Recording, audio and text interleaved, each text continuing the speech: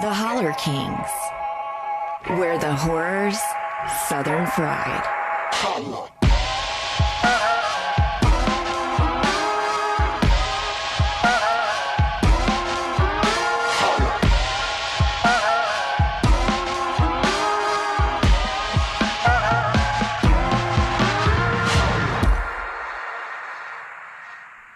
Hello, it's me, Craig. And it's me, Adam. And we're the Holler Kings. The motherfucking Holler Kings. It's true. And welcome to spooky season. That's right. That's right. It's spooky season. If you don't like it, you can eat a bowl of fuck. Oh, I mean, everybody has their preferences, I understand. But it is October. And that means we're pulling out all the stops.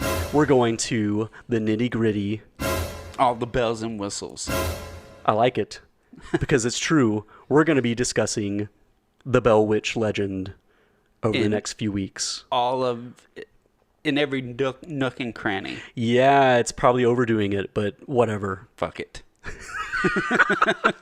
We are going to be discussing 4 Bell Witch movies, which when I told this to some of our listeners privately, they were shocked that there were even 4 movies. Yeah.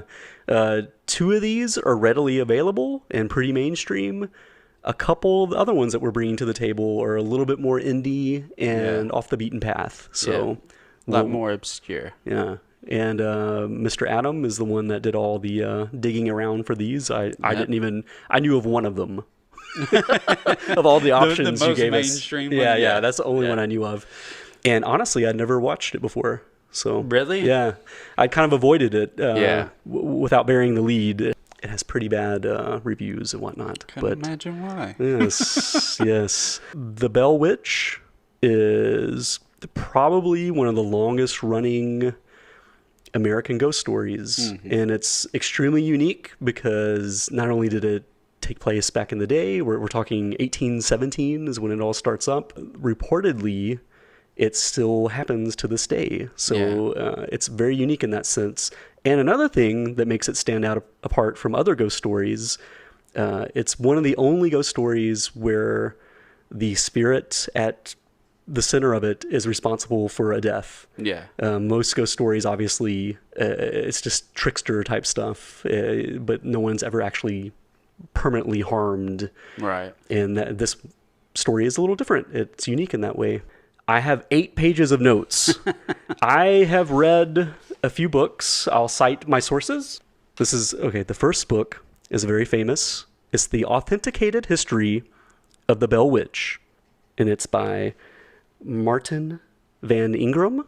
This was originally published in 1894, which, if you noticed, the legend took place between 1817 and 1821. That's when like the highest points of the legend happened. So this was written 50 years or more, several decades later. It's supposedly based on diary entries of the youngest Bell, William Bell. And this diary was handed to his son under the agreement that once all of us die, every direct participant in the legend, you can publish this. Later, we're going to talk about theories and maybe skeptical points of view and stuff like that. But just up front, I do want to mention that there's no evidence of this diary. Ingram includes a chapter that's supposedly directly sourced from the diary. Mm-hmm. But a lot of people believe that he just kind of collected folklore around the Bell Witch. In the book itself, he also talks about how, many people believe that this is a myth. I'm here to tell you that it's not. So it almost kind of implies that already by the 1890s, many people had already gone, those are just stories. It was kind of a hoax or whatever. Right. And he kind of doubles down on it and lays out all these legends and keeps talking about how great all the bells are and how they were very respected, and all these eyewitness accounts are from people that were very respected in the community, and you should believe them. There we go. Yeah, that you shouldn't be skeptical of these people. You should take their word. It's very sensational. It's written in a language of its time. There's a weird literary device where there's a shitload of run-ons, which was very popular at the time, so it makes it hard to read. There's also several chapters that center on enslaved people. And when they try to write in their vernacular, it is just off the charts. Like, it's almost like, man, even of that era, this seems like it would be a little much. So it is kind of rough. It's a hard read, but it's a really interesting historical artifact, regardless of your POV on it. Just the fact that something like this exists from the 1890s and is still in print, you can still find it, is pretty cool. Yeah. My edition is from the 1960s. It's a reprint from Rare Book Imprints, or reprints rather, in Nashville, but it was originally published in 1894. Really quickly, I did read a couple other books. Bell Witch, The Full Account by Pat Fitzhugh, and that's from the early aughts. And he does a great job researching all the folklore and looking at historical records and stuff like that. So it's invaluable if you're interested in this. And then there's one last book that I read fresh for this. It's called Bell Witch, The Truth Exposed. And it was also written in the early aughts. It's by Camille Moffett Headley. And she wrote it in conjunction with the people that owned and operated the Bell Witch Cave at the time. So it's kind of an interesting artifact just in the sense that it talks about more modern hauntings involving the Bell Witch from like, you know, the 20th century and into the 21st century. Those are my main sources. Without further ado, let us journey into the Bell Witch legend. The Holler Kings present the Bell Witch legend. Queen of the haunted dell, mid woodland bowers, grassy dell, by an enchanted murmuring stream, dwelt pretty blue-eyed Betsy Bell, sweetly thrilled with love's young dream. Life was like the magic spell that guides a laughing stream. Sunbeams glimmering on her fell, kissed by lunar silvery gleam. But elfin phantoms cursed the dell, and sylvan witches all unseen, as our tale would truly tell, wielded scepter o'er the queen. It all starts in 1817 when John Bell Jr. Excuse me. God damn it. I've already fucked it up. This is going to be like drunk history because I'm just going to mess it up constantly. I've got so many sources and it's all jumbled up in my head. But it all starts in 1817. John Bell Sr. Nailed it. He sees a large dog-like creature with the head of a rabbit. Yes. My God, what is that? It freaks him out. I'm gonna shoot it! Understandably, he tries to take a shot at it. Some accounts, the thing vanishes. Where'd it go? Some accounts, he dismisses and it runs away. I've never missed a shot in my life. Right. But it still spooks him. It's one of those things that like sets... It's like an omen almost. It really upsets him. And for those not in the know, this was in Red River, Tennessee, now known as Adams, Tennessee. That is a great distinction here. John Bell is from North Carolina originally. Mm-hmm. He was a farmer there. The farmland supposedly went bad, and that's why he uprooted his family to Red River. And Red River apparently got its name because of warring native tribes. And the war was so violent between them that it literally turned, the blood turned the river red, right? I also heard some, I don't know if part of the reason why he maybe came here was because he had killed a man or something. Yes. There's lots of, I guess, folklore or whatever kind of making John seem to be a shady individual, even though when he goes to Red River, he becomes like an outstanding citizen and is very well respected. He buys a lot of land out there to settle on, and then over the years acquires quite a bit more. So he becomes a very well-to-do, citizen and very highly regarded in his church. So he was born in 1750. So by the events of this legend, he's already in his late 60s. He did marry his wife, Lucy, when he was 32. Wait. What? Off mic, we had discussed how young Lucy was when she was married. He was 32? Yes. And she was what, like 12? She was literally 12 years old, yes. Now, there are some people that dispute this and say that it's kind of a murky record. So Yeah. potentially she may have been a little bit older. Yeah, I've heard anywhere between like 12 and like 17, 18 maybe. But most of these sources state that she was 12 when they got married. However, there is a caveat. They didn't have their first child until 8 years later. That's why I've heard the theory that she was probably older. Right. When they got married. Right. So it may have been, I mean, this sounds horrible, but, again, we're looking back 200 years.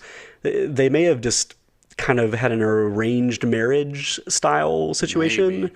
Where it was kind of like, hey, you take care of this young lady, and then when she's a proper age, you can consummate and, start having children and everything. And maybe it's not a very great thing to think about, but maybe that's how it went down. But, I mean, that's crazy. Right. Yeah. Yeah, I mean, 20-year age gap, and her Lord. being 12. 12. Yeah. That's pretty horrible. Rough. She came from a pretty well-to-do family, and they were gifted an enslaved person named Chloe, and she moved with them to this new place in Red River with 8 children. So she, they had a pretty big brood of slaves that to work their land and everything. John was a hell of a guy. I mean, again, it's present day standards. Right. I mean, all this stuff is horribly despicable by our standards, but I mean, unfortunately, that was just the way of the world back then for a lot of people. It was a commonplace that older men would give children and stuff like that. And certainly that people would own other people, which is tough to imagine, but was just the way it was, unfortunately. So they moved to Red River. It's really good farmland. They grow corn. They have like an orchard there. Betsy is born in 1805. They have several sons before her, but she's the first Tennessee native of this story. Everyone else is from North Carolina until then. They have 13 years of prosperity, pretty much. And then in 1817, John Bell sees the weird dog rabbit thing, takes a shot at it, freaks him out. And then Drew Bell, one of the sons, he sees a ginormous bird. My word, I've never seen a bird that looks like that before. I must shoot it! It's sitting on a fence. He thinks it's a turkey at first. When he goes to take a shot at it, it unfurls at its total wingspan, and it's like monstrous. It's so huge that it really upsets him. It flies away, and it's like another one of those omens that they start talking about. One of their enslaved people, Drew, is also at the center of a lot of these stories, and he has like a whole chapter basically in the Ingram book where he claims when he was walking the trail to see his wife that was on another estate, that a huge black dog would get in front of him and like lead the way and act all like mysterious, and would just like basically vanish as soon as he got to the house to visit his wife. And it freaked him out a lot. There's lots of crazy stories with Dean where like his wife makes a witch ball for him that's made of like up of her hair, and I guess like shaman style rituals of the day, and she gave it to him to like protect him or whatever. And then the Bell Witch learns that he has this thing, and it like upsets her, and there's all kinds of crazy stories. There's also a story where he because he was known as a rail guy or whatever, right, and was like really powerful, and was supposedly known throughout the land for his axe skills, and he beheaded the dog at one point, and the next night it had 2 heads. Like it like returned like stronger, basically. Wow. So, and a lot of the stories surrounding Dean claim that he kind of became sort of like a local legend, and he would like love to tell stories about the Bell Witch, supposedly. Really? So he was like a go-to guy for generations to hear about, those strange shenanigans on those trails and everything. Which again, this is the unique thing about the witch, is that she's not bound to one area, apparently, according to these legends. She can go anywhere. We start hearing tapping noises inside the house, like small whispers. They can't quite make it out, but it sounds like an old woman. Lots of hearing like scratches on furniture and like bedposts, and then when inspecting, not finding any evidence that there's like a rat or mouse or any type of like little rodent that would be doing it. Yeah, and it's worth noting that like all this stuff is by candlelight and lanterns and stuff. Like it's you really have to put yourself in the headspace of the people of the era, because there's no like lights to switch on. I mean, it's all they're surrounded by rural wilderness, basically. I mean, it's not a fun place to imagine living, But yeah, they hear the faint voice, and then it kind of ramps up a little bit with the traditional stuff that you hear about with hauntings, right? The children claim sheets are being snatched off their bed. Who's there? They start hearing like dogs fighting inside the house. And when they inspect it, nothing is happening. They start hearing chains being dragged across the floor. One of the youngest Bells, he recounts hearing like gulping and kind of like smacking lips and stuff like that around him. And when he would, investigate, there would be no one around. There's no one here. There's no one here. Yeah. Which that's pretty scary to me. It's pretty creepy. Weird. And then William Bell recounts being literally lifted out of his bed by his hair by some unseen force. Right. Yeah, that's when it starts to get pretty physical. Yeah, it ramps up pretty quickly. And a whole lot with like Betsy Bell. A lot of her like waking up, having her hair in like knots and getting slapped and stuff like that. Oh, Daddy, she's got me! Daddy! Oh, good Lord. The witch has got her. Yeah, would like snatch her shoes off of her feet and really upset her. Another omen I forgot involved Betsy. She claimed that she saw a little girl in a green dress out on the trails as well, and she was like swinging from a tree, and that they could never figure out who it was, or it was just like a mysterious kind of omen or whatever. It's a very tight-knit community. Obviously, everyone knew each other, and they had no idea who the green dress girl was. Also, something of note is that the witch starts to communicate with Betsy, and it's already urging her not to court with her young suitor named Joshua Gardner. Yes, who I believe is a proper age. Right, he was only a couple years older than her by most reports, which she is 12 years old at the start of this odyssey. But yeah, the witch, for whatever reason, is choosing to communicate directly with Betsy and starts telling her, you don't want to be with this guy. That you have other more proper people in the shadows. Apparently, really old dudes. But then around this time, also John Bell starts to have some health spells. He describes it as stiffness in the tongue, and he also describes it as like a stick being shoved in his mouth sideways, so it's like propping his cheeks in a weird way, and he can't eat during these spells, so he gets weaker over time. But despite all this stuff that's going on, he tells his family to keep it to themselves. It becomes their family affair, basically. And for a year, they suffer this way, with all these weird shenanigans, John Bell's health going in and out. Because it would only last like a day or two in the beginning, and he would bounce back and be fine afterwards.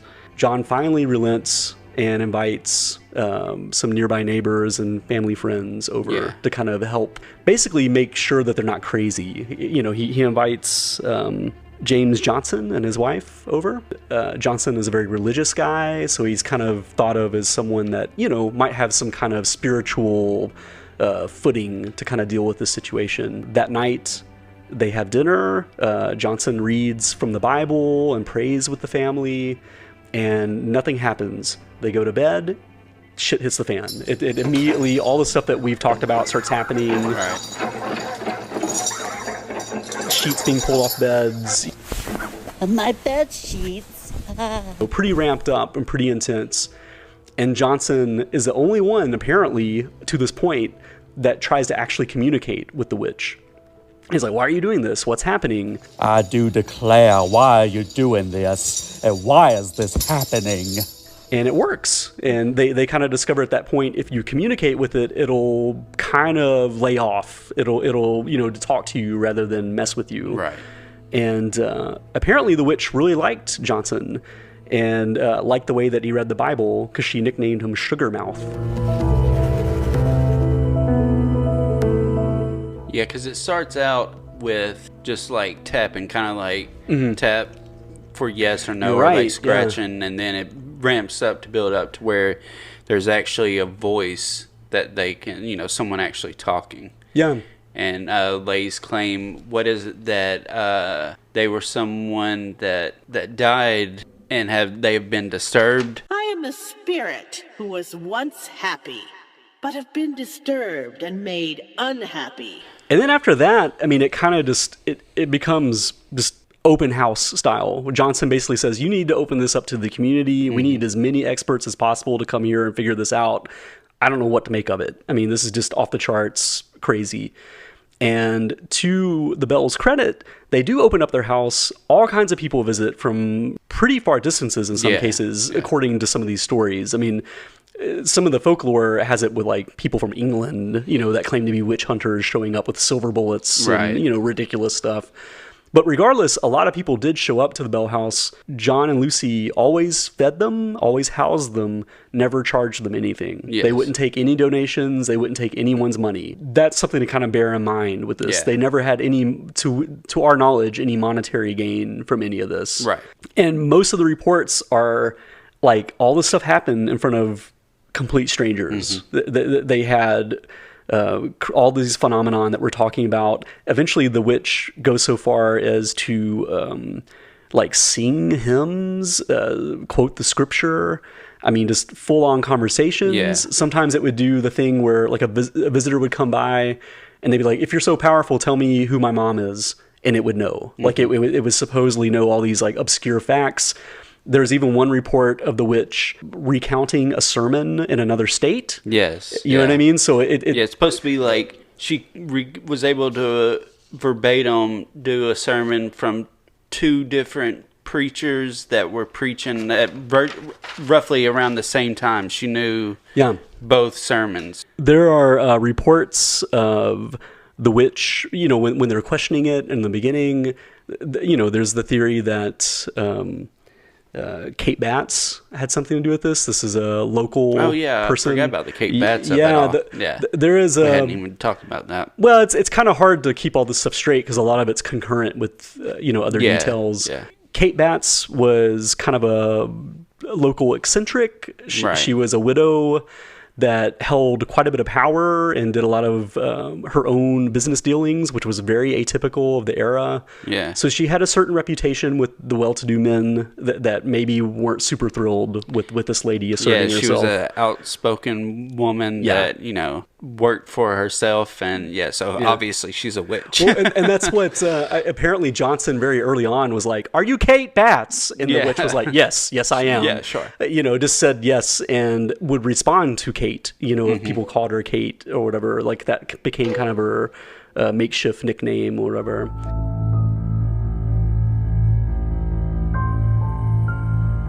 Yeah, and the witch kind of sent them on a lot of, witch hunts.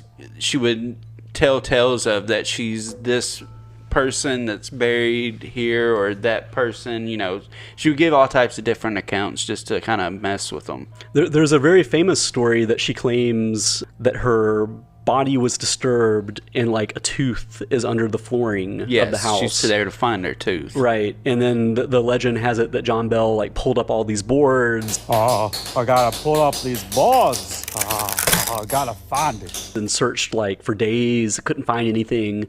Basically called to the spirit and said, hey, I'm sorry, I can't find it. Please forgive me. And the spirit was like, there was never a tooth. Right. Like you're just an idiot. Like, and that's kind of the thing you're alluding to, Adam, is she sent people on fool's errands a lot. She told one group of people that visited, there was buried treasure on the property and that she would let them have a portion of it if they gave most of the wealth to Betsy. And supposedly these guys went to the area described, and it was like rocky and terrible and a bad location, and they broke their backs for a day or two. Yeah. Couldn't find anything. Went back to her like, "Hey, there was nothing there where you said there would be," and she was like, "Well, you're idiots. You shouldn't have done it in the first place." So this odd trickster type stuff, and that's how it kind of rolls for a while.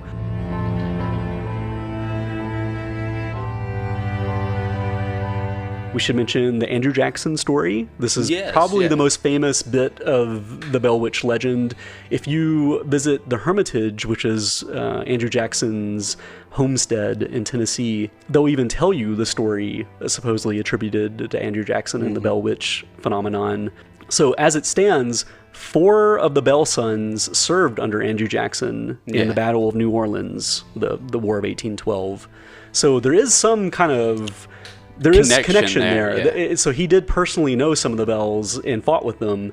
So it's not out of the question that he lived in Nashville, the Nashville area at the times, that he might go and check it out. Supposedly the Bell sons recounted what was going on to Andrew Jackson, who at the time was, I guess, a general. You know what? I don't know 100%, but I guess he would still be. He was in roughly in that kind of range of a general of some sort. And supposedly he, with some of his men, came to the Bell Witch house, or, the Bell house. But it supposedly got, stuck on the way there, and they, no matter what they did, they couldn't move their wagons. General Jackson was stuck. I can't figure it out. There's no mud and no mechanical difficulty with the wagon. Inspected it all over and just could not get it to move until he exclaimed that basically that it must be the work of the witch. By the eternal, boys, it is the witch. And then they heard a disembodied voice say along the lines of, All right, General, let the wagon move on. I will see you again tonight. And reportedly, Andrew Jackson and his men were going to stay there for a week to investigate. But, according to the legend, that first night there was so horrible that they left that morning. First thing in the morning, daybreak, they're like, I'm going back to Nashville. And the quote attributed to Andrew Jackson is something along the lines of, I'd rather fight an entire British army than deal with the Bell Witch. Now, I said later we would deal with theories, but I do want to note, just because I'm kind of an Andrew Jackson file a little bit, there was no mention of this in his writings. Yeah. He never once brought this up. And it just seems like even if it was a farce and just kind of a silly thing, there would at least be somewhere in his writings, a line or two about visiting it or whatever. There's nothing on record about it. Yeah, there was apparently also a lot of logs kept of where he went and stuff like that, and there's no accounting for him ever going there.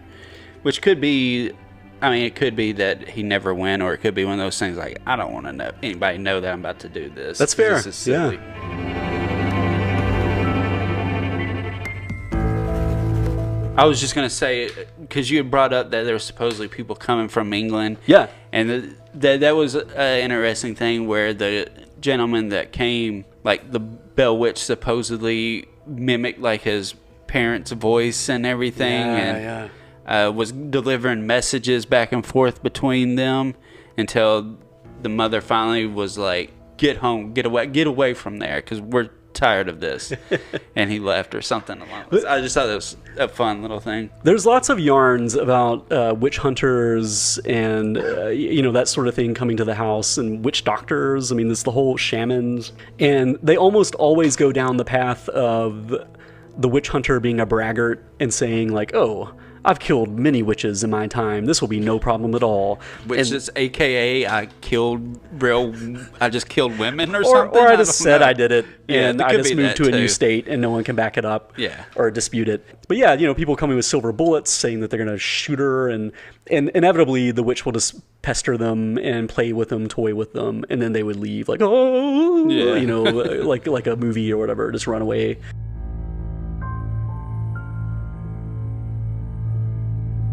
Lucy falls ill in 1820, and she's bedridden for a while. I forgot what the illness is. I don't know if... I never heard any accounts of what it actually was. Yeah. Because apparently they couldn't figure it. They didn't know at the time. And she was just, bedridden and very sick for a while. And supposedly the witch... which I guess I should be calling it a spirit. The witch became vernacular and just kind of added because frankly it sounds cool. Yeah. But it doesn't have any real traditional witch attributes if you think about it. Witch back then isn't what we think of as it as now. Yeah. So, and also we keep talking about this spirit, it never takes a physical form for the most part, except for some of these weird animal omens and stuff like that. Like when we're possibly that little girl, maybe. Right. But I mean, it's a trickster, so I mean, I guess it could make any kind of illusion if it wanted to. But all these accounts of people talking to it is just a disembodied voice. Right. So, although there is one report of someone trying to capture it in bed sheets. Yes. And trying to throw it in a fire, and it doesn't quite work out for them. It became so heavy and stunk so bad that they dropped it or something. Yeah. But getting back to Lucy, she falls ill, and then the witch does not torment her. It actually sings hymns to her and tries to comfort her. Anytime that she needs something, she'll alert, or the spirit will alert another family member going, hey, Lucy needs water. What are you doing? Hurry up. That sort of thing. The youngest son even claims that the witch brought her grapes and hazelnuts. Dropped from the ceiling or something, just out of nowhere. So really strange. I mean, again, I feel like pretty much unheard of in haunting stories. Yeah. This sort of behavior. On the flip side, it ramps up against Betsy and John. They get much worse shape. It gets much more physical with Betsy. She's getting slapped. She talks about the pinprick phenomenon, and it sounds a lot more like if you read about the Salem witch trials. That's what kind of started that craze, where children claiming that they're getting pricked by witches and slapped around, and they would show the welts on their faces. So she's kind of having a more traditional witch experience of that era. And John gets more and more ill. He's having this tongue phenomenon, the mouth ailments, more and more often. It keeps him bedridden longer because he can't eat. Yeah. And it becomes this like kind of vicious cycle of him falling into ill health. And at some point, he has his sons accompany him at all times when he exits the house because he gets messed with so much. Right. He has the whole phenomenon of the witch taking his shoes off and throwing them around and all that stuff. One of the sons claims that he like double knotted the shoelaces and it didn't matter. The witch could still like pull them off. And so John becomes kind of despondent and doesn't like leaving the house. Becomes more and more bedridden. And we should also note that the spirit made verbal notation of that John Bell was a bad man and she would see him dead, basically. Yeah, that's a great, thank you for saying that. Yeah, I mean, again, I don't know if that's like a normal haunting phenomenon where it personally calls you out and says, I am going to make sure you die. And it supposedly could like tell anybody that came into the house, like tell their secrets, like she would know, like, what if they did this or that or whatnot. And even a story of heard one story of, I forget who it was, but Lucy was kind of querying about a friend that had been out of town and was supposed to be back, and she was wondering if they were back yet, and the spirit was like, hold on, and then came back a few minutes later, was like, yes, he's home, he's sitting here reading this book, and when talking, supposedly that's what he was doing, and even knew that the Bell Witch had came there and stuff. It's a prolific spirit, for sure. Pretty unreal. Yeah. It's hard to imagine, and also getting into these film adaptations, it becomes more and more apparent that it's really tough to show all these attributes. I mean, it's a pretty out there phenomenon. But we're getting to John Bell's decline. December 19th, 1820, they discover him in bed. He can't get up. He's basically out of it, in and out of consciousness, can't talk, doesn't seem to be there. And the sons investigate, because they're basically, it's like hospice style. They're self-medicating John at a doctor's advisement or whatever. So they're giving him, medicine. And they discover in his medicine cabinet a vial that's mysterious. They're like, where did this vial come from? Right. And the witch appears and says, it is useless for you to try to revive old Jack. I have got him this time. He will never get up from that bed again. Celebrates. Yeah, it says that I gave him a dose of that and fixed him good. Yeah. Some of the stories say that the Bell family gives a little bit of the vials to the poor cat. Yes, there is a cat. Yeah. Yes. What happens to the cat? Some say it dies over a couple days. Some say it dropped dead immediately. but it wasn't good for the cat. I heard apparently. one account that the cat did like a couple of flips and then died. Right, yeah. And then there's other accounts that they took the remainder of the vial and threw it into a fireplace, a burning fireplace. Yes. And a blue burst of flame, like Right. fireball, came out that was very violent and blue, which we'll get into with theories later. But it was still, it's mysterious. It's part of the legend. Right.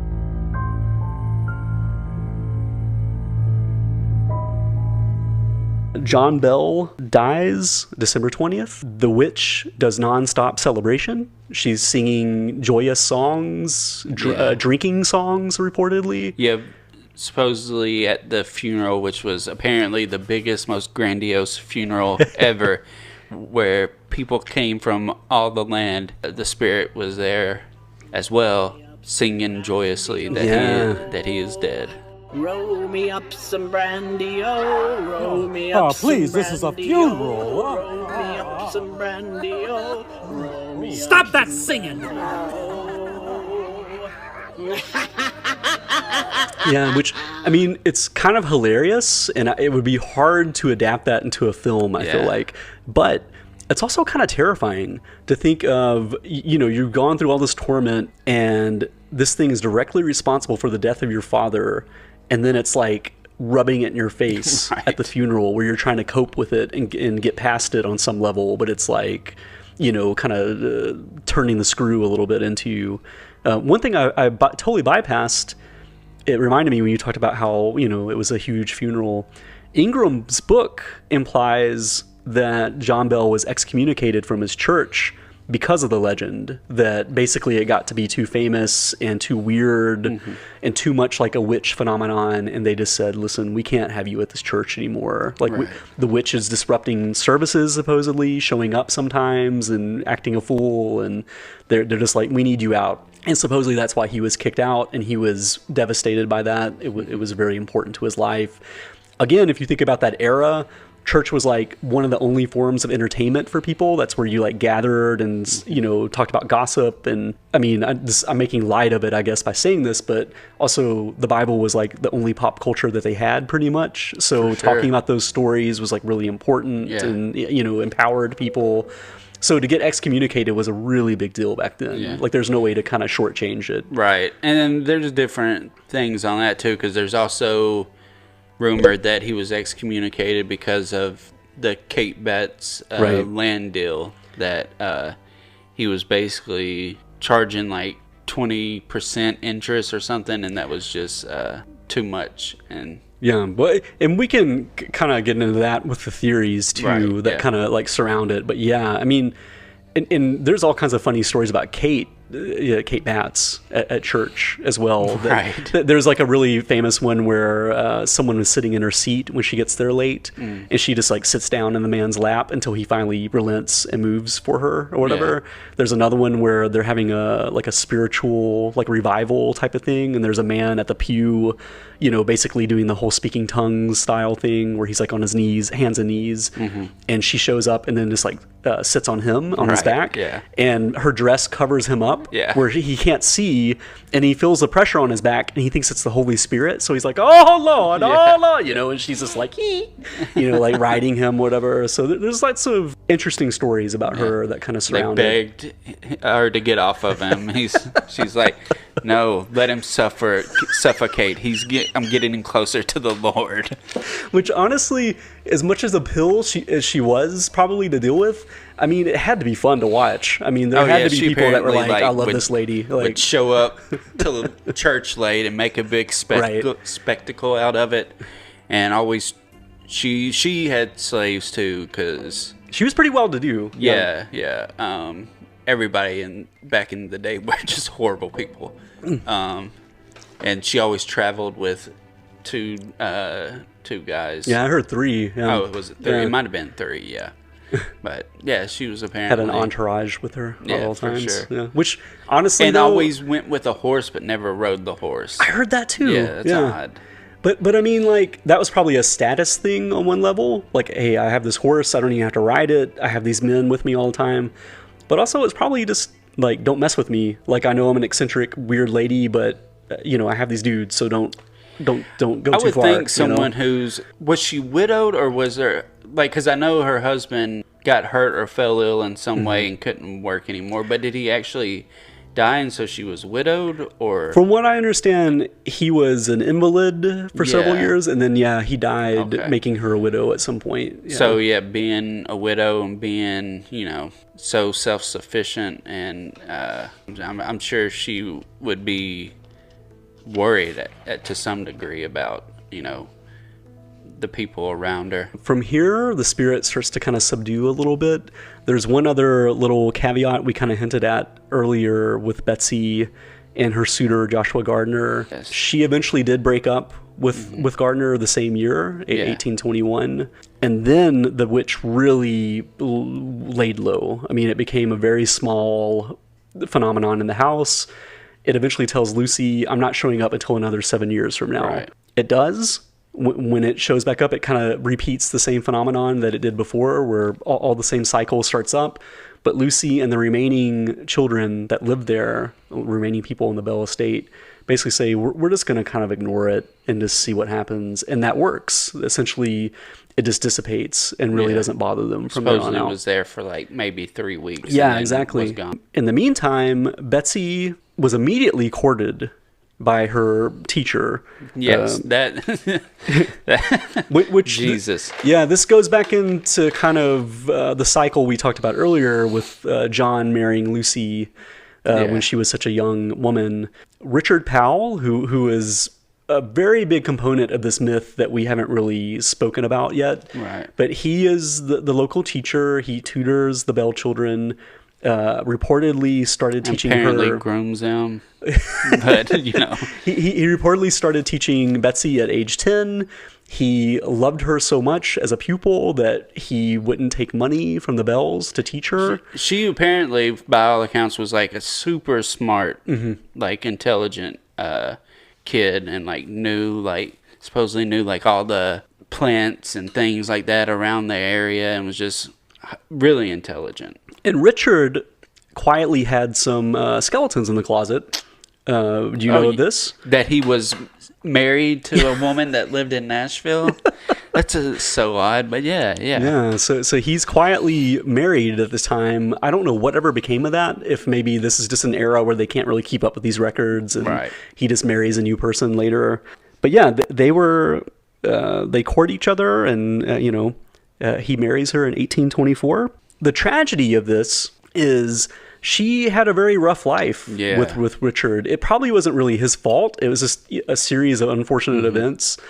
She has several children. Most of them die before they come of age. Right. They make some really bad investments, and they basically are broke for essentially her entire adult life. She lives in poverty. He dies 17 years after they're married, and she never remarries. She's just a widow from there on out. She reportedly, though, says that she had a good life, isn't really complaining about it. Maybe if she went through all the Bell Witch stuff, it's like just having peace is enough. And even if it's a hard life, at least it's not torment by some weird spirit. Yeah, if you take all the accounts on face value of 4 years of that, I mean, just anything after that, it's just like, I'm good. But the tragedy to some people is that Joshua Gardner ended up being a super successful man. He founded a railroad with his brother, became extremely wealthy, lived a very happy, fulfilling life. And there's this, if you look into this myth and you just think, was the Bell Witch like screwing her over in some weird way? Was the Bell Witch like being a bad wingman and making sure that she ended up with the bad suitor and the good one got... Or maybe the Bell Witch was just doing its best to prevent tragedy. Maybe that union would have soured somehow and screwed up his life and hers. Who knows? I mean, if you take the legend at face value. So yeah.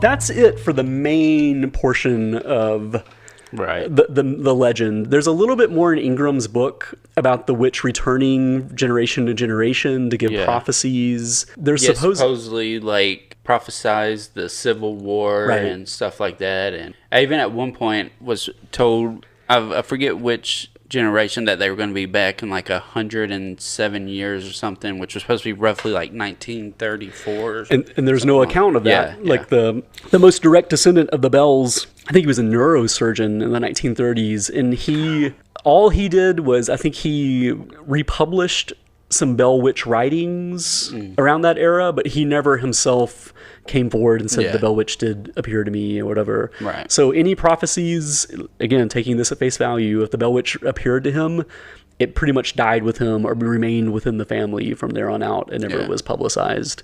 And just because the local folklore that's built up around it over the years, I mean, every kid in Middle Tennessee knows of the Bell Witch on some level and claims to have some kind of direct relationship with it, whether it being someone going to the Bell Witch cave and having some misfortune, or doing the Bloody Mary mirror trick and the Bell Witch appearing to them and attacking them. We all got our scars, man.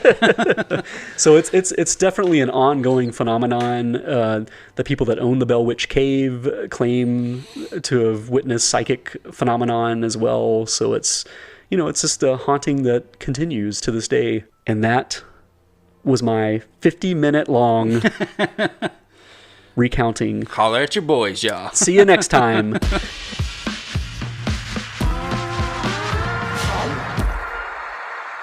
We will discuss some of the theories surrounding the Bell Witch legend on the next episode, so stay tuned. In the meantime, Adam, what is the first Bell Witch movie we're going to be discussing?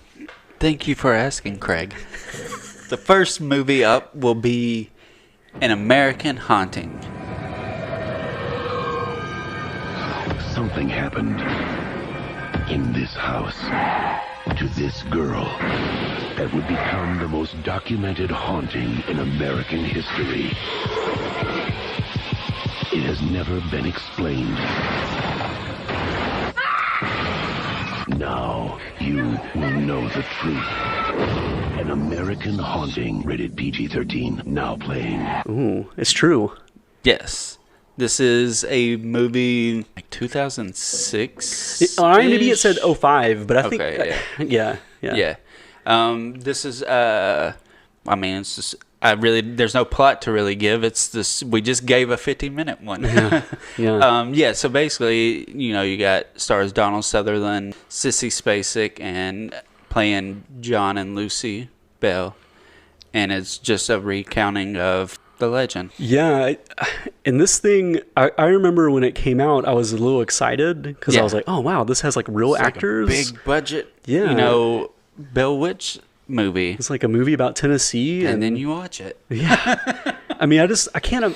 It's tough to imagine why Donald Sutherland and Sissy Spacek are in this movie. Like, they're such high caliber people. Yeah. To be the leads in the right. Like, if they were smaller parts, I would kind of understand a little bit, but like, yeah, if they were like the Johnsons, like the Friends, right? If they were like right. a smaller, like just side kind of a like a day of shooting type of thing. Yeah.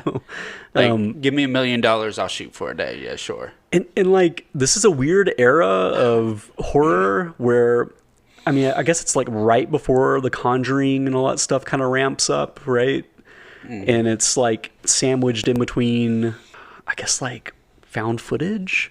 I mean, like, I'm trying to kind of cycle in on what they were going for. Like, yeah, because I guess this is around the time. I mean, this was in that era of like, quote unquote, like torture porn movies. That's a good point.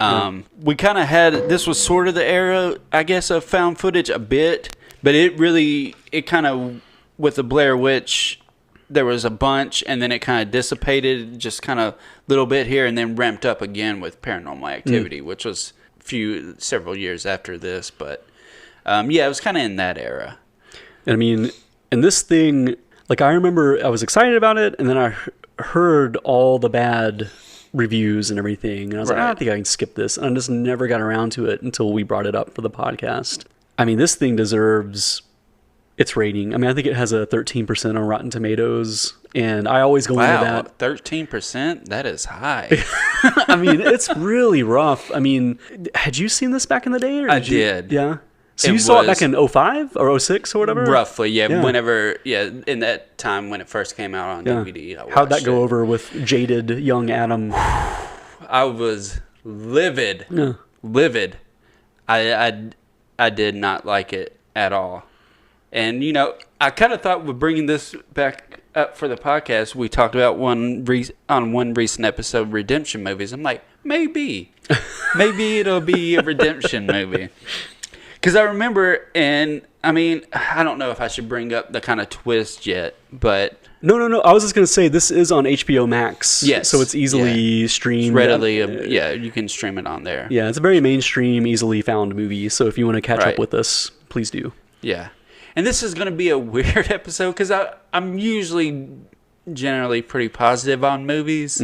There's not a lot. I like to take the thumper approach to most movies. There's not a lot of nice stuff to say about this movie.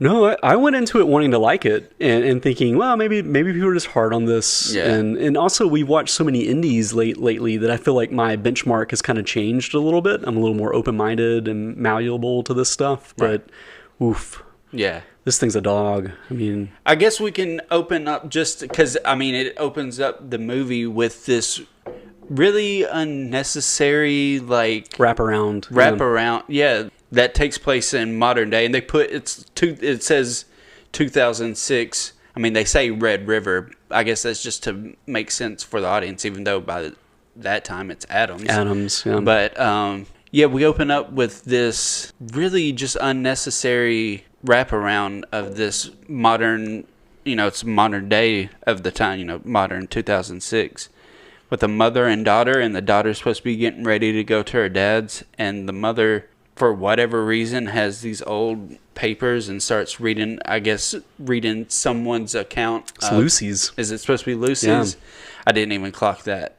I kept focusing on that the young girl had a poster of the monster film in the background, the Charlize Theron, I saw Christina that. Yeah. Ricci movie. Yeah. I was like, what 12-year-old girl is going to have that poster, and what parent is going to let them have that poster? That's a heavy movie, man. That was the only thing I could think about. I was like, what a weird choice.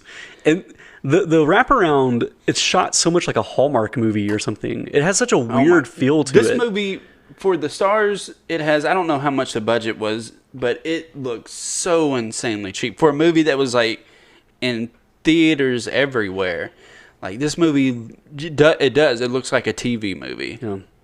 I mean, of its era, too. Yeah. Like, I mean, it's just really rough. And I don't know if they kind of maybe heighten the saturation for the modern stuff so that, like, the flashback or the main portion looked a little more somber or something, or dreary. I'm not gonna bury the lead. Do you know where this was shot? It was not even in the U.S. I forget where exactly it was shot. It's shot in Romania. Yeah. It's just like, it's called An American Haunting. It's the most famous ghost story of America in Tennessee, and they shot it in another country. Right. I just think that's crazy. The director, Courtney Solomon. Yeah. He's Canadian. Yes. Donald Sutherland's Canadian. I mean, granted, the actors, it doesn't really matter because this is so far back that it's almost appropriate for them to be speaking kind of like Old English style. Yeah. You know what I mean? They don't have to be like authentic. But it's weird to me that an American story like this is told by a Canadian person shooting in Romania. Yeah. I know all this stuff is budgetary, so I guess. For sure. Yeah. I mean, it'd have to be. It would have to be. I guess. I mean, maybe it's just a crew is cheaper there, along with the locations. But man, this is tough to imagine they couldn't have done this, at least in the United States, for cheap somewhere. But you would think whatever. so. And then most of the actors in this are English as well, outside of Sutherland and Sissy Spacek. Most of them are based in London and everything. The guy that plays Richard Powell. Is James Darcy, whatever his name is, and he's like a Marvel guy, like he's been he's kind of had this thankfully didn't stunt his career. No, not too much. And they reconfigure this a lot because they make Richard Powell like a heroic character. He's like Ichabod Crane style. That he's even like, it kind of portrays Betsy as like kind of making some flirtatious advances towards him, and he's like, no, chaste. Yes. That's inappropriate. It's like, that was not him at all. He was so down for that. They got married. Although he kept it on a leash until she was more of an appropriate age. So he may have been just, like you said, grooming. Maybe. We don't know. He may. But anyways, yeah. It's weird how they portray his character in the movie. I thought that was odd. And, I mean, they don't go full stop with it, like in terms of. I mean, he's never like, pulling out a sword and fighting the Bell Witch or something ridiculous. Yeah, no, they just made him a little bit more, almost of a heroic type character. Yeah, maybe slightly more central to the story than he is in most of the myths. Yeah. And then, I mean, just the style of this movie really turns me off. Like I guess because the witch is disembodied, they choose to do kind of a POV type of thing where it's like a floating camera kind of represents the witch. They go full Sam Raimi, but not even well. They didn't do it well, but that's what it's basically. If Sam Raimi, when he was making Evil Dead, like suffered a severe head injury, so it's funny. It's just like not good, but that's what they're going for. I mean, there's even like a scene of where it's like going through the house looking for Betsy, and then like explodes out the door going across the landscapes, and like I don't know, it flips a whole like carriage and everything. But yeah, it's totally gives me vibes of wannabe Evil Dead. And I get that it had budgetary constraints, right? They can't do everything. They can't make this like a sweeping period piece that takes place over the course of a decade or whatever. But like they choose to focus in on the elements that are so repetitive too. Like we see so many scenes of Betsy in bed getting the sheets pulled off of her or getting tormented. Mm-hmm. Like I feel like that happens like 8 times, That's what I really will say is my biggest gripe with this movie is they take such an odd, unique folk tale. Like I've never heard of any other haunting that is like the Bell Witch haunting. They take such a unique experience, whether you believe the legend or not. It's such a unique take on a haunting, and they boil it down to just the most generic, basic haunted house movie. That's the most frustrating part of it. It just makes it dull and boring. It's not interesting at all. Well, and then, I mean, like, the wraparound...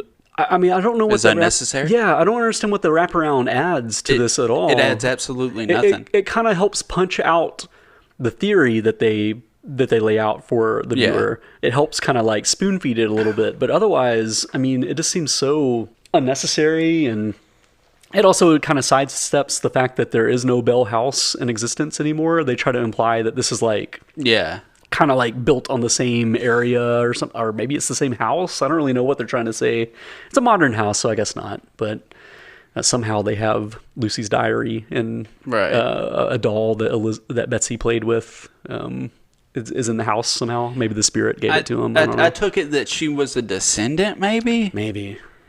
But she seemed to be like totally unaware of all of it when she was reading it. I guess she was just like, huh? That's the other thing that I thought was really hilarious is how affected this woman was reading these old diaries. Yeah. It would cut to her and she'd just be like, oh God. Like, and it was like, what? Like, I mean, you'd be just reading it like with interest at the most. Yeah. I mean, there's no way you'd be like, my word, like really upset. This happened well over 100 years ago. Like 200 years. Yeah, 200 years. Like, what are you doing? This does... is no way affecting you.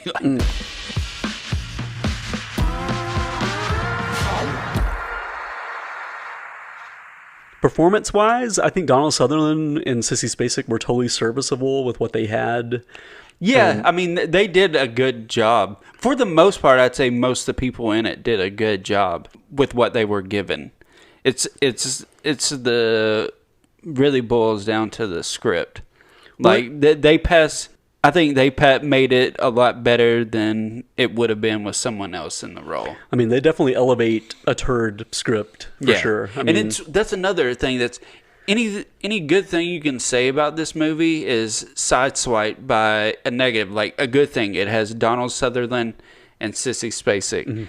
You have Donald Sutherland, who's been in, like, Don't Look Now, Invasion of the Body Snatchers, 78. He's been in some amazing horror movies. You got Sissy Spacek. She is Carrie. Sure. And this is what they're is wasted. done with. Yeah, they're just completely wasted. Yeah. So your positive turns into a negative. Because, they're there, but it's pointless for them to be there. All they do is kind of give decent performances in us. I mean, they should have just phoned it in, to be honest. And they also sidestep. I mean, some of the stuff I understand would be hard to translate, but I think the omens are kind of cool. Like the weird animals sightings and stuff. They don't really play around with that very much. No. There's the black wolf that kind of represents that's kind of the they don't do sometimes. any weird creatures like the dog with the rabbit head. They just do like the wolf, and that's it. I mean, granted, a dog with a rabbit head sounds kind of weird and silly, but I feel like they could kind of transmute that into something more modern that would be, kind of disturbing to see silhouetted, or like off obscured in the wilderness or something. Yeah. They could make it more mysterious and strange and just like, what are they dealing with? I mean, like even like some of the accounts of relatives and stuff or descendants, they basically say like, we don't know if it was like a hobgoblin, some kind of like weird thing in the woods that was messing with us, if it was a spirit, or like they have all these weird theories. They didn't even really know 100% what they were dealing with. Yeah. And I think that mystery would be kind of cool if someone did a thoughtful adaptation of this and tried to run with it. Right. I don't know. It's funny, the Hallmark stuff for the wraparound, and then sometimes the body of the story felt like a recreation for like a History Channel segment. It really does. It feels like you should have had like up in the left-hand corner or something, just dramatization. Yeah, I mean, like sometimes God bless her, I love Sissy Spacek, but there are some scenes where she's interacting with her enslaved people, and it seems so weird to me. Like something about it, like when she's like asking them questions, and they're like, "I just don't know." Like it's just it seems so heightened in a weird, again, like period piece recreation type of thing. Like it didn't feel like a real movie. It's hard to put my finger on it, but it's bad.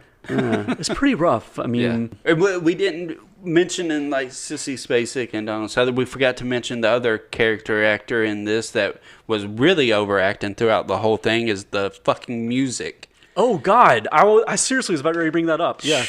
Tell me about God, it's so it's so bad. Like from the opening scene, they're just playing this idyllic, like euphoric music, almost like they're sitting there like snickering in the back, go, "Come on, everything is fine. There's nothing to fear here. You're fine here.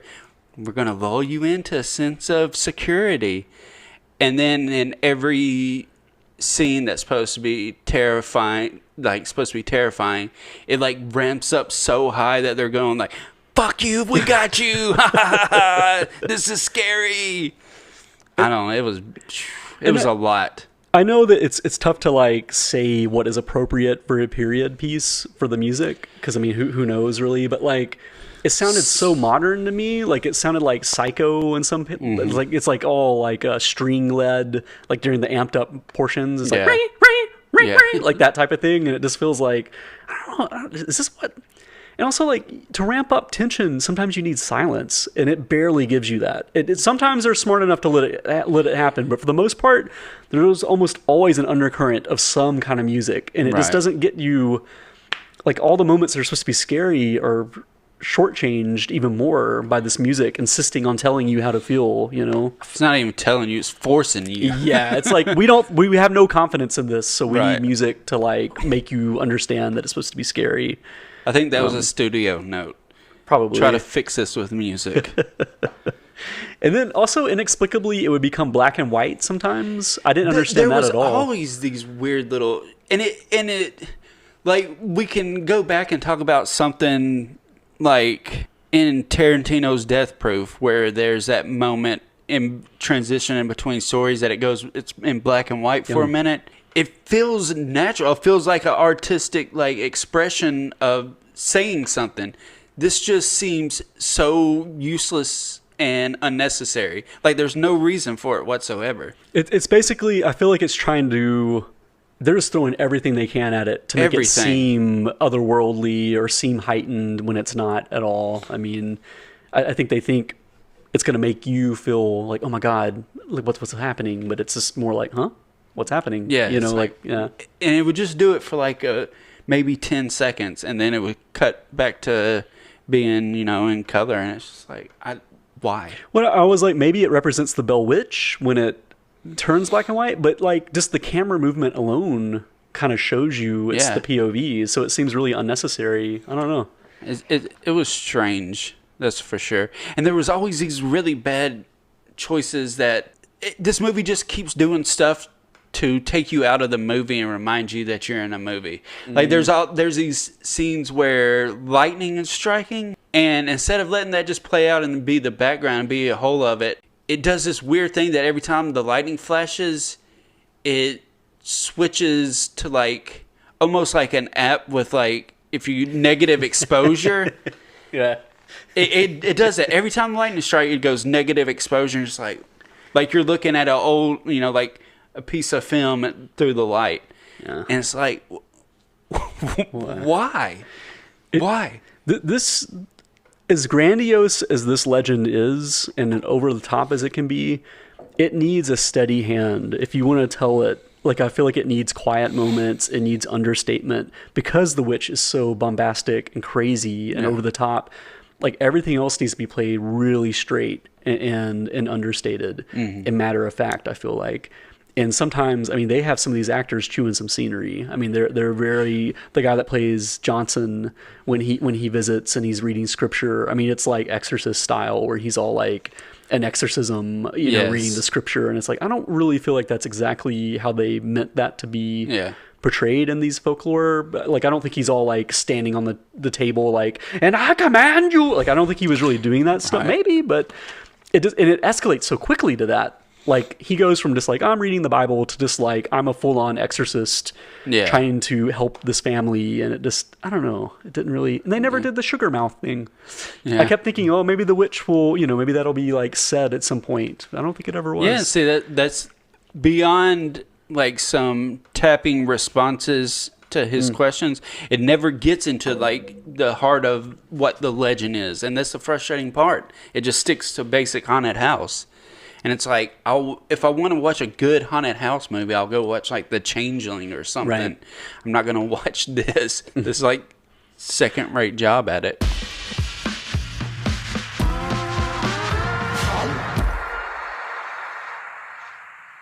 Were there any set pieces that interested you at all? Perfect. I just want to comment on this one.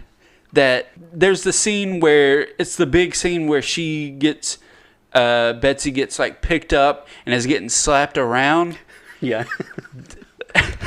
I feel so bad watching it because it's this young girl who's just getting brutalized, but you can't help but laugh because it's comical. So comical. They use like the most ridiculous like slap sound. It sounds like the Three Stooges. Yeah. And then they do it so many times that you just can't help but laugh. It's like Adam Green talks about this because, you know, with the Hatchet movies, whether you like those movies or not, anybody can agree that they're played for laughs.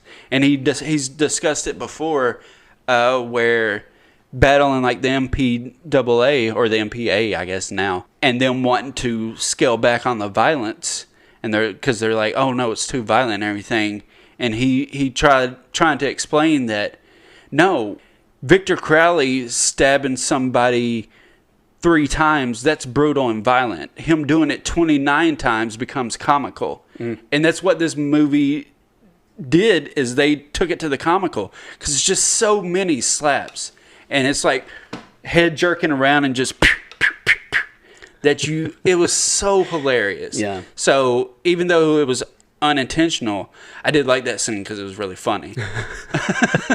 I mean, and that's another problem with the tone of this movie because, again, the theory that gets posited that they punch out on the cause of this phenomenon is very serious. So it kind of feels like the movie misguided you because it is so over the top and silly that if the root of it is something so ordinary and horrible, it kind of feels like the tone should have been different for the movie leading up to it. Like the way they punch out kind of underscores the rest of the movie in a way that's not, it doesn't work for me, you know? Yeah. None of it.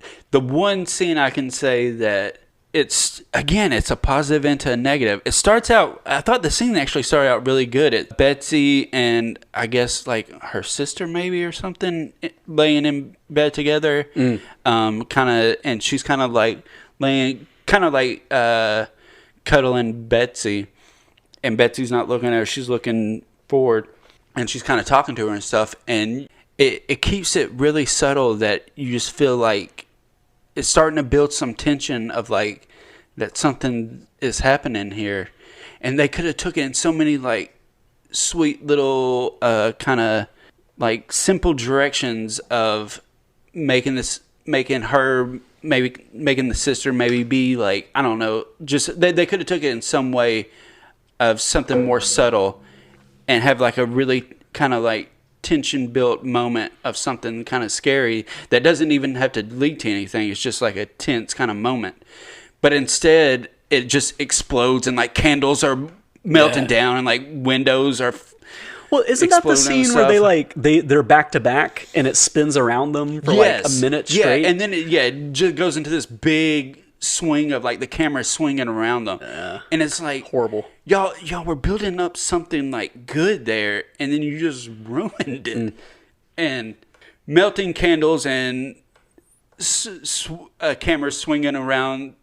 This isn't that movie. Yeah. Those kind of camera moves work great for certain movies. This isn't that movie. And I get there are rules so that you can break them. So maybe that's where they were coming from, is like, oh, even though this is a period piece, we're going to like move the camera in a very modern way. Right. I kind of understand the impulse to do that. But again, I think it would have been so much stronger if they had been more traditional with telling this story. The key to breaking those rules is to make it better, right? Not make it work. Yeah, absolutely. So I guess the rules are there for a reason. Sometimes those rules are there for a reason. Yeah.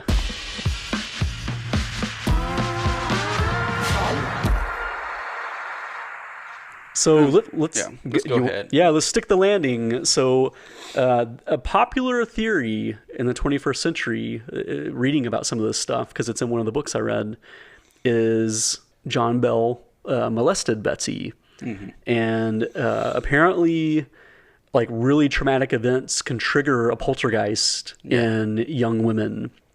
And that's what this movie tries to punch out on, is the idea that John Bell was molesting Betsy, and she brought on a poltergeist spirit or, phenomenon because of that. And that's what's tormenting this family. I guess the evidence to support that is the fact that he married Lucy when she was 12. So I think some modernism is going on here where, present day people are kind of like forcing their own values on something that happened a long time ago.